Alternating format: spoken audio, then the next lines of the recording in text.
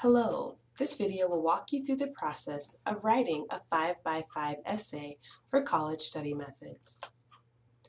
There are several steps in the process. The first is to understand the prompt. Then you have to brainstorm your topic. This might involve several steps depending on the depth of the essay. Outline the essay, draft the first version of the essay, then review and edit the essay, and finally write your final copy. The very first step is to understand why you're writing, or to understand the prompt. What were the instructions you were given? This might apply not only to school, but also to writing that you would do in the real world. Maybe you need to write a report for your job, or maybe you're writing something to be published in a magazine. What are the requirements of this writing assignment? For our particular assignment, you've been told to select a topic related to study skills of your choice. We also know that there are some rules about the format of this particular essay.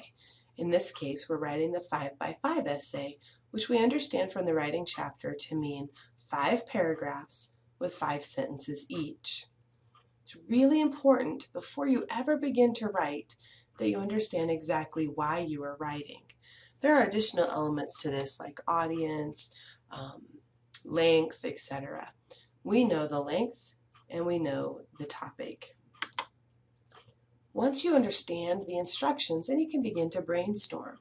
For our particular assignment, because we're writing about a study skill of our own choosing, we want to think about things either that we're really good at already, maybe something that you want to know more about, and so you'll have some time to research it to write this essay. You want something that has 3 distinct parts, because this is a 5x5 essay. It needs to be small enough to fit within the format of that 5x5 essay, but also large enough that you can write 25 sentences for the essay. Hopefully, as you look at these kinds of bullet points here, you'll realize that thinking about both the instructions for the topic as well as the instructions for the format both have to come into play in the brainstorming process. Once you have an idea, there are a couple of different ways to begin to look at that. For visual students, really having a visual way to look at the material might be helpful. So the spider graph, which we'll talk about more in a couple of weeks, is a good way to begin to outline your information. Writing the 5x5 essay here is the central topic. And I've selected this topic because I have a sample essay that will go along with it.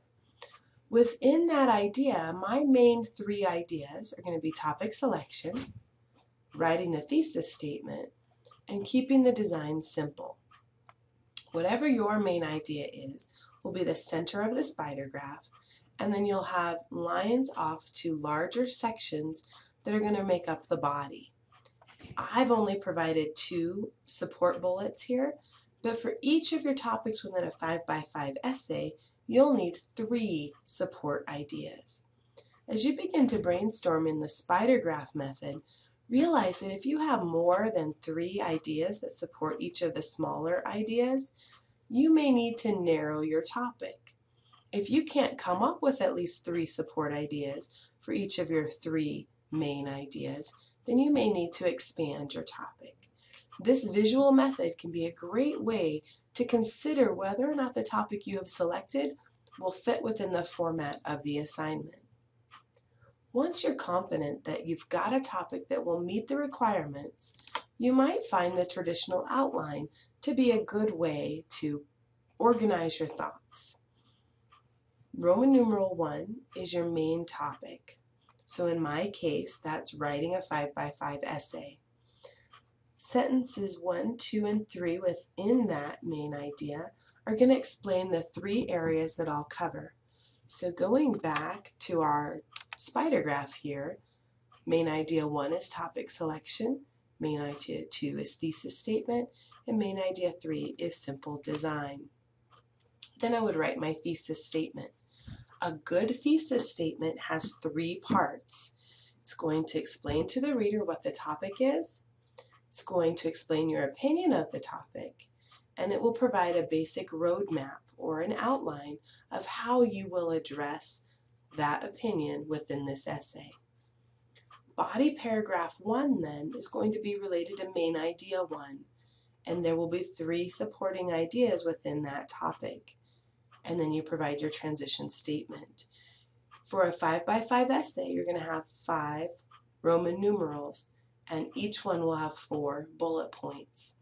This will translate to sentence 1, 2, 3, 4, 5 in the first paragraph, and sentence 1, 2, 3, 4, 5 in the second paragraph, and then there will be 3 additional sections of the outline.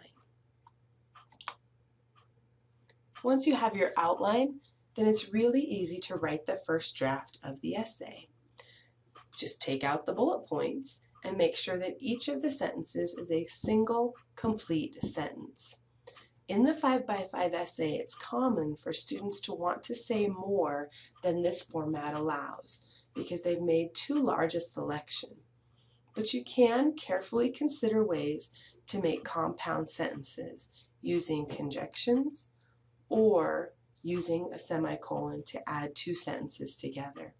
But be very mindful in this essay that there are only 25 complete sentences. Once you have your draft, make sure you review the essay. Do not just write one copy. Some of you may be very comfortable to write an essay without an outline, and that's okay, but still consider that first version a draft. Then proofread the draft. Reading it out loud will help you to see if your sentences flow smoothly or not. Always get somebody else to help you proofread as well. A different set of eyes makes a big difference. If you don't have someone who can do that, use the writing center. Double check that you've met all of the requirements of the assignment, and then make corrections as needed. Finally, make sure that you've provided those corrections and saved them in a final version. The last thing you want to do is save your essay in a different version and then submit a previous edition. Follow all the directions for submission. If you're submitting a paper copy, do you need to have some kind of a folder or a presentation binder? Do you need a cover page? Should you just submit it electronically in Blackboard? Understanding all those directions help to ensure that you submit a paper that's going to be eligible for full credit. And then make sure that you submit the essay on time. Early is better. If you plan for that and then something goes wrong, you still have a little bit of time for backup. For the 5x5 essay, no cover is required, but do make sure that you have a header that provides your name, the date, and the class information. Even though you're submitting it electronically and your name is attached to it because of that, always, always, always make sure your name is on your papers. This PowerPoint helped you to understand what will be required in writing a 5x5 essay for college study methods. This PowerPoint, together with the sample essay, the writing chapter, and various directions provided in Blackboard, should allow you to put together a great 5x5 essay. By way of reminder, for this semester, the outline is due on September 22nd, and that's this week. The draft is due in a review discussion board. We'll be able to share these drafts with other students on October 20th. And then your final essay is due December 1st. So you have a lot of time to put this essay together. And if you choose a topic that really makes sense, you may choose to use that same topic for your final presentation. So this is a really key assignment in this class because it's going to continue with you for various numbers of points throughout the semester. If you still have questions, please send me an email, kjensen@cwidaho.cc.